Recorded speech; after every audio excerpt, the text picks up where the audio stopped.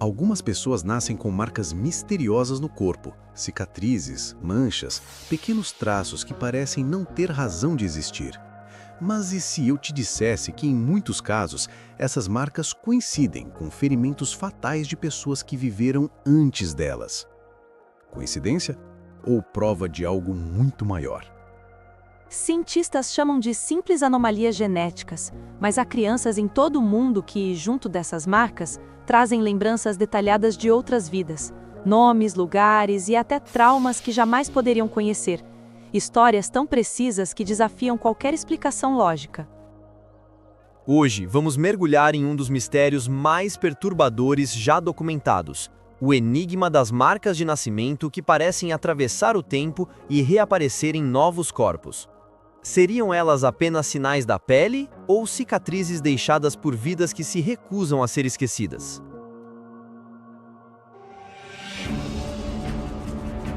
Curiosofobia. Algumas histórias não começam com lembranças, mas com marcas. Marcas que nascem antes mesmo de qualquer lembrança existir. Linhas, manchas, cicatrizes inexplicáveis que aparecem na pele de um bebê.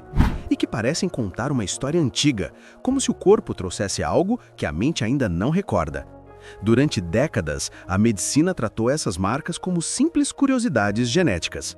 Mas para alguns cientistas, o mistério vai muito além da biologia. No início dos anos 1960, um psiquiatra canadense chamado Ian Stevenson começou a investigar algo que a ciência preferia ignorar: casos de crianças que afirmavam se lembrar de vidas passadas. Mas o que o impressionou não foram apenas as histórias, e sim as provas físicas.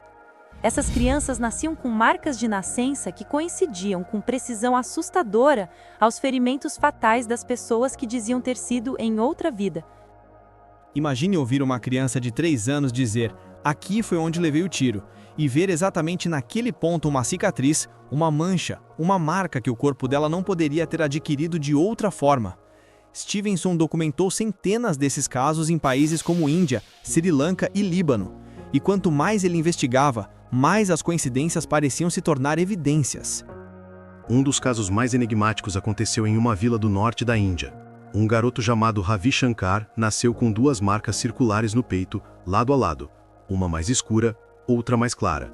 Desde pequeno ele dizia se lembrar de ter sido um homem chamado Kumar, que havia morrido baleado na mesma região do corpo. Quando pesquisadores foram ao local onde Kumar viveu, encontraram registros policiais de um assassinato. 2 tiros, disparados no peito. O que mais intrigou os cientistas foi a precisão dos detalhes. O menino reconheceu familiares do falecido, descreveu a casa, os objetos, até o nome do assassino. Era impossível para alguém de sua idade saber daquilo. E as marcas eram idênticas aos ferimentos descritos no relatório médico da morte de Kumar. O fenômeno se repetia em outras partes do mundo. Na Tailândia, uma mulher grávida marcou a perna do corpo da mãe falecida com uma pasta branca antes do funeral, um antigo costume local. Meses depois, sua filha nasceu com uma mancha clara no mesmo ponto. Para os tailandeses, aquilo era a prova de que a alma da mãe havia retornado. Essas histórias desafiam qualquer explicação simples. Médicos tentaram relacionar as marcas a fatores genéticos, malformações ou memórias celulares. Mas nenhuma teoria foi suficiente. As marcas não obedecem padrões biológicos. Elas aparecem onde deveriam existir cicatrizes antigas, de ferimentos que tecnicamente nunca aconteceram. E não se trata apenas de manchas. Alguns desses sinais têm relevo, textura, até pigmentação semelhante a queimaduras ou cortes.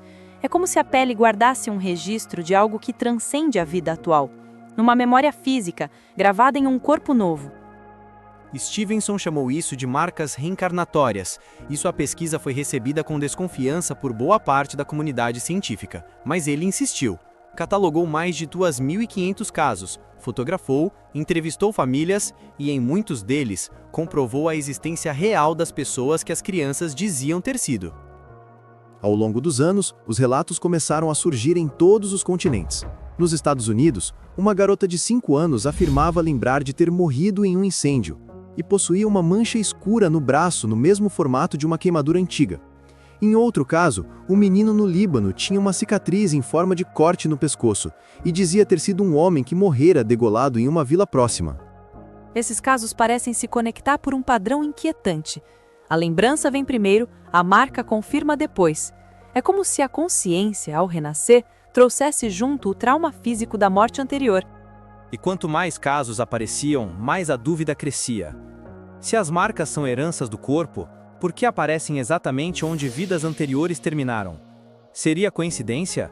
Ou o corpo é apenas a tela onde a alma reescreve o que não conseguiu apagar? Os arquivos de Ian Stevenson continuam guardados até hoje na Universidade da Virgínia. Caixas cheias de relatórios, fotografias e transcrições.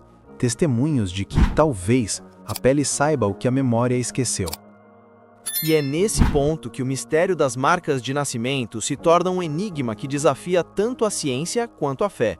Porque se o corpo pode carregar as cicatrizes de uma vida anterior, o que mais será que estamos trazendo conosco sem perceber? E você, já viu alguém com uma marca de nascença que parecia mais do que apenas uma coincidência? Conta aqui nos comentários, quem sabe a história dessa pessoa não esconde algo muito mais profundo do que parece? À medida que os relatos se multiplicavam, o trabalho de Ian Stevenson começou a incomodar. A ideia de que uma lembrança pudesse atravessar a morte e marcar um novo corpo parecia um desafio direto à biologia moderna. Ainda assim, Stevenson não recuou. Ele viajava com câmeras, gravadores e cadernos, entrevistando crianças em vilas distantes, tentando encontrar um padrão que a ciência pudesse compreender. Em suas anotações, Stevenson destacava algo que se repetia com precisão quase matemática. As crianças que lembravam vidas passadas não apenas descreviam memórias antigas, mas apresentavam traços comportamentais e emocionais compatíveis com a vida anterior. Algumas tinham fobias ligadas à forma como morreram. Outras reproduziam hábitos ou manias de pessoas falecidas. Um exemplo clássico foi o de um garoto turco que nasceu com uma marca escura no lado direito do rosto. Desde pequeno, dizia que fora um homem chamado Mustafa, morto com um tiro no mesmo local. Quando Stevenson investigou, descobriu o registro de um homicídio em uma cidade próxima. A vítima realmente se chamava Mustafa e foi morta com um disparo na face direita. Para a ciência, aquilo era difícil de engolir. Neurocientistas argumentavam que a memória está armazenada no cérebro e não poderia ser transferida de um corpo para outro. Mas, se isto fosse verdade, como explicar casos em que crianças de 3 ou 4 anos, sem acesso a informações externas, sabiam nomes, endereços e detalhes históricos comprovadamente reais? A comunidade acadêmica tentou oferecer respostas. Alguns falaram em coincidência estatística, outros em sugestão parental. A ideia de que os pais, sem perceber, incentivam as crianças a acreditar em histórias anteriores. Mas muitos desses casos aconteciam em vilas isoladas, onde não havia televisão, telefone, nem qualquer meio de acesso às informações das pessoas mortas. Foi então que surgiram as primeiras tentativas de explicar o fenômeno pelo viés da biologia quântica, uma teoria que propunha que a consciência não é gerada pelo cérebro, mas apenas transmitida por ele, como um rádio captando sinais. Quando o corpo morre, o sinal permaneceria, à espera de um novo receptor, e ao se conectar a um novo corpo, traria resquícios de memórias e até impressões físicas. Essa ideia, embora fascinante, beira o proibido para a ciência tradicional. Admitir que a consciência sobrevive à morte seria destruir os pilares da medicina moderna. Mas o que fazer diante de evidências que se acumulam ano após ano em diferentes culturas, religiões e continentes? Os casos mais impressionantes surgiram justamente onde ninguém esperava, em famílias que não acreditavam em reencarnação. Uma menina americana, chamada Kathy Bird, começou a contar aos pais lembranças detalhadas de ser um piloto de caça da Segunda Guerra Mundial. Descrevia modelos de aviões, códigos de voo e até o nome do porta-aviões onde servia. Quando o pai pesquisou, descobriu que aquele piloto realmente existiu e morreu em combate. E curiosamente, Kathy tinha uma marca ovalada no mesmo ponto onde o piloto havia sido atingido. Médicos disseram que era apenas uma mancha de nascença, mas, para a família, era impossível não associar os fatos. Essas histórias forçaram a ciência a reavaliar os limites do corpo humano. Se a genética não explica e a coincidência não convence, o que resta? Pesquisadores da Universidade de Southampton conduziram um estudo com mais de 2.000 pessoas que passaram por experiências de quase morte. Muitos relataram a sensação de flutuar fora do corpo e observar o próprio corpo de cima. Talvez, pensaram os cientistas, parte da consciência humana exista além do cérebro e, de algum modo, consiga deixar impressões físicas ao retornar. O conceito de memória celular também ganhou força. Ele sugere que cada célula do corpo humano guarda fragmentos de informações emocionais e sensoriais, capazes de se manifestar em outro organismo. É como se a alma deixasse um eco no tecido biológico. Mas, ainda assim, os céticos resistem. Para eles, as marcas de nascimento continuam sendo simples coincidências. O que muda é a interpretação e a necessidade humana de encontrar sentido no inexplicável. Só que o número de coincidências, nesse caso, parece grande demais. Enquanto a ciência tenta decifrar o mistério, algo permanece irrefutável. As marcas existem, as memórias também. E quando uma criança aponta para o próprio corpo e diz "foi aqui que eu morri", algo dentro de nós se cala, porque por mais que queiramos acreditar na lógica, há histórias que insistem em existir fora dela. O mais inquietante é que, quando essas crianças crescem, as lembranças começam a desaparecer. As marcas continuam, mas as memórias somem, como se uma cortina se fechasse lentamente. Isso levanta uma nova pergunta. E se reencarnar for apenas lembrar por um breve instante e depois esquecer de novo? Cada marca seria então uma assinatura, o último traço visível de uma vida que se recusou a desaparecer. E quando o corpo se forma, ele apenas repete, na carne, o que o espírito ainda carrega. Nos arquivos de Stevenson há um registro curioso. Ele escreveu: "A alma é teimosa, ela tenta esquecer, mas o corpo às vezes se lembra. E talvez seja exatamente isso. O corpo como o livro onde o tempo escreve e reescreve os capítulos que a consciência não consegue apagar." Essas coincidências deixam a gente com arrepios, não é? Me diz aqui nos comentários. Você acredita que uma simples cicatriz pode carregar a lembrança de outra vida? Com o passar dos anos, Ian Stevenson percebeu que havia algo em comum entre todos os relatos que estudava: uma sensação de incompletude. Quase todas as crianças que lembravam de vidas passadas pareciam estar tentando corrigir algo inacabado, um pedido de perdão, uma promessa quebrada, um destino interrompido. E era como se o corpo, ao renascer, tentasse continuar de onde a alma havia parado. Há um caso marcante relatado por ele, o de uma garota indiana chamada Swarnlata. Desde os 3 anos, ela dizia ter sido uma mulher de outra cidade chamada Bia Pathak. Descrevia a casa, o marido, os filhos e, o mais perturbador, mostrava uma marca na perna idêntica à cicatriz da mulher morta. Quando pesquisadores levaram a menina até a cidade que ela mencionava, a família de Bia reconheceu não só os traços, mas até as expressões. Swarnlata cantou músicas que apenas Bia sabia e identificou joias guardadas em um cofre que nunca havia visto antes. Esses casos não são isolados. No Sri Lanka, um garoto chamado Pianta tinha uma marca de nascença na nuca e lembrava de ser um comerciante assassinado a tiros nas costas. Quando levado à vila que mencionava, ele apontou, sem hesitar, o local onde o crime havia ocorrido. E lá, os registros confirmaram a morte de um homem exatamente como ele descrevia. Para muitos cientistas, isso não passa de coincidência, de mentes infantis criativas que moldam histórias sob influência de adultos. Mas o problema é que nem todos esses relatos vêm de lugares religiosos ou espiritualizados. Alguns surgem em países ocidentais, entre famílias céticas, que jamais falariam de reencarnação na frente dos filhos. O psiquiatra Jim B. Tucker, sucessor de Stevenson na Universidade da Virgínia, deu continuidade às investigações e trouxe os estudos para o século XXI. Ele usa gravações, bancos de dados e métodos forenses para testar a autenticidade das lembranças. E ainda assim, encontrou mais de 2.500 casos documentados em que as coincidências eram praticamente impossíveis.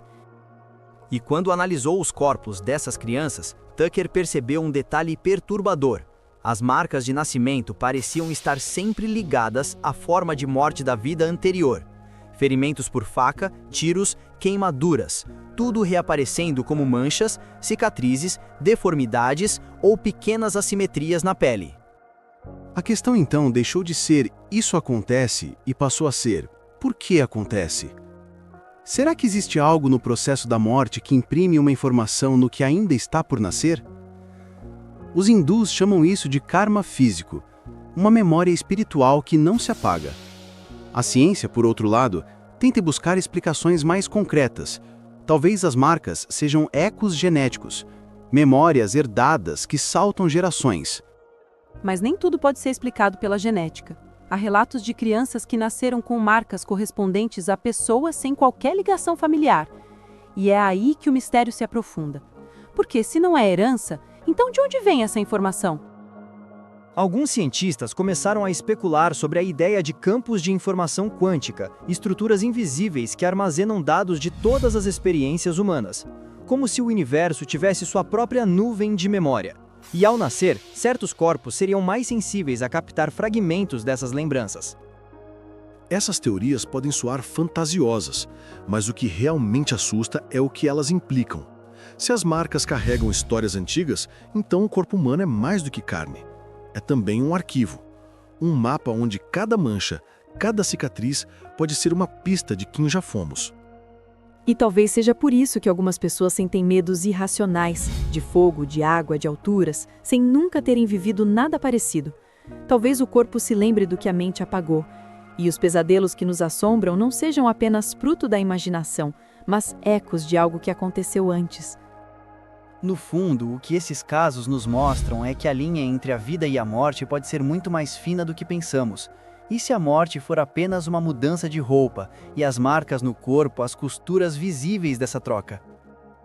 Hoje, os arquivos de Stevenson e Tucker somam milhares de páginas, fitas e fotos.